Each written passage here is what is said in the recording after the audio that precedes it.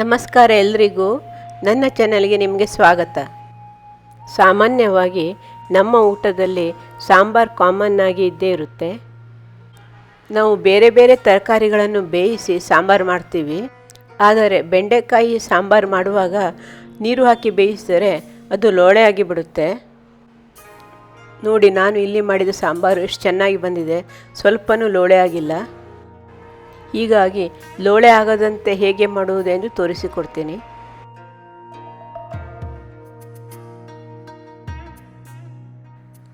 ನಾನು ಇಲ್ಲಿ 1 ಕಪ್ನಷ್ಟು ತೊಗರಿಬೇಳೆಯನ್ನು ಕುಕ್ಕರಿನಲ್ಲಿ ಬೇಯಿಸಿ ಸಾಂಬಾರು ಮಾಡುವ ಪಾತ್ರೆಗೆ ಹಾಕಿಟ್ಟುಕೊಂಡಿದ್ದೀನಿ. ಬೆಂಡೆಕಾಯಿಯನ್ನು ಹೀಗೆ ಉದ್ದುದ್ದವಾಗಿ ಕಟ್ ಮಾಡಿ ಇಟ್ಕೊಳ್ಬೇಕು. ನಂತರ ಬಾಣಲೆಗೆ ಎಣ್ಣೆಯನ್ನು ಹಾಕಿ ಸ್ವಲ್ಪ ಕಾದ ನಂತರ ಬೆಂಡೆಕಾಯಿಯನ್ನು ಅದಕ್ಕೆ ಹಾಕಿ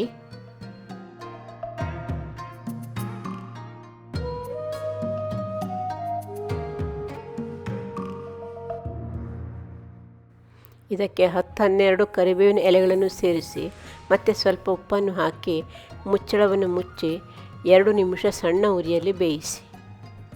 ನೀರು ಹಾಕುವುದು ಬೇಡ.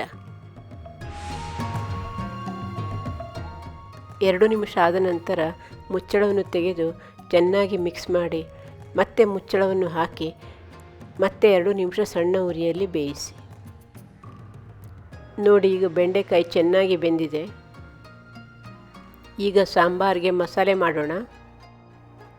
ಬಾಣಲೆಯಲ್ಲಿ ಸ್ವಲ್ಪ ಎಣ್ಣೆಯನ್ನು ಹಾಕಿ ಕಾದ ನಂತರ 3 ಚಮಚ ಕೊತ್ತಂಬರಿ ಬೀಜ, 1 ಚಮಚ ಜೀರಿಗೆ, ಅರ್ಧ ಚಮಚ ಸಾಸಿವೆ, 1/4 ಚಮಚ ಕಡಲೆಬೇಳೆ ಮತ್ತು ಸ್ವಲ್ಪ ಮೆಂತೆ ಇವುಗಳೆಲ್ಲವನ್ನು ಹಾಕಿ ಸಣ್ಣ ಉರಿಯಲ್ಲಿ ಹುರಿಯಿರಿ.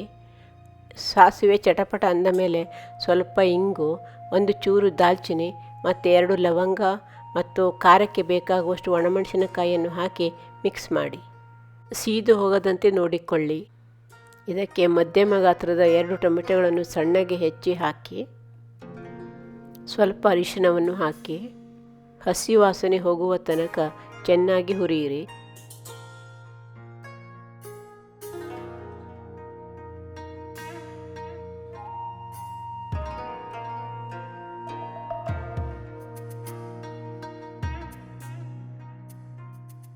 ತಣ್ಣಗಾದ ಮೇಲೆ ಇದನ್ನು ಮಿಕ್ಸಿ ಜಾರಿಗೆ ಹಾಕಿ ಜೊತೆಗೆ 1 ಕಪ್ ತೆಂಗಿನ ತುರಿಯನ್ನು ಹಾಕಿ ಸ್ವಲ್ಪ ನೀರನ್ನು ಸೇರಿಸಿ ನುಣ್ಣಗೆ ರುಬ್ಬಿಕೊಳ್ಳಿ.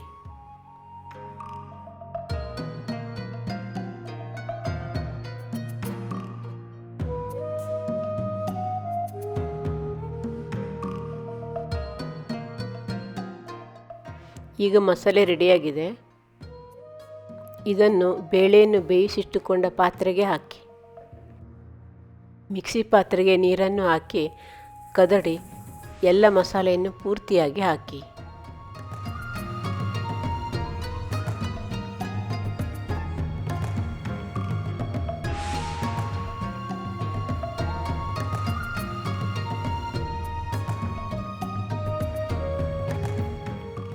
ರುಚಿಗೆ ತಕ್ಕಷ್ಟು ಉಪ್ಪನ್ನು ಹಾಕಿ ನೀರು ಬೇಕಾದರೆ ಸ್ವಲ್ಪ ನೀರು ಹಾಕಿ ಮಧ್ಯಮ ಉರಿಯಲ್ಲಿ ಕಾಯಿಸಿ. ಕುದಿ ಬಂದ ನಂತರವೇ ಬೆಂಡೆಕಾಯಿಯನ್ನು ಸೇರಿಸಿ ಮತ್ತು ಅರ್ಧ ಕಪ್ ಈರುಳ್ಳಿಯನ್ನು ಸೇರಿಸಿ ಮತ್ತು ಸ್ವಲ್ಪ ಕೊತ್ತಂಬರಿ ಸೊಪ್ಪನ್ನು ಸೇರಿಸಿ ಚೆನ್ನಾಗಿ ಕುದಿಸಿ.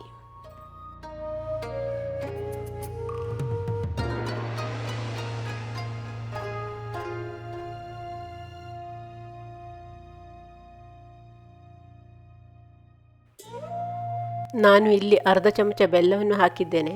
ನಿಮಗೆ ಸಿಹಿ ಬೇಡ ಅಂದರೆ ಸ್ಕಿಪ್ ಮಾಡ್ಬೋದು. ಈಗ ಬೆಂಡೆಕಾಯಿ ಹುಳಿ ಅಥವಾ ಸಾಂಬಾರು ರೆಡಿಯಾಗಿದೆ.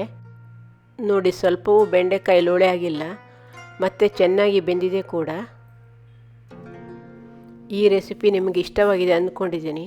ಇಷ್ಟವಾದಲ್ಲಿ ಲೈಕ್ ಮಾಡಿ, ಶೇರ್ ಮಾಡಿ, ಸಬ್ಸ್ಕ್ರೈಬ್ ಮಾಡಿ. ಧನ್ಯವಾದಗಳು.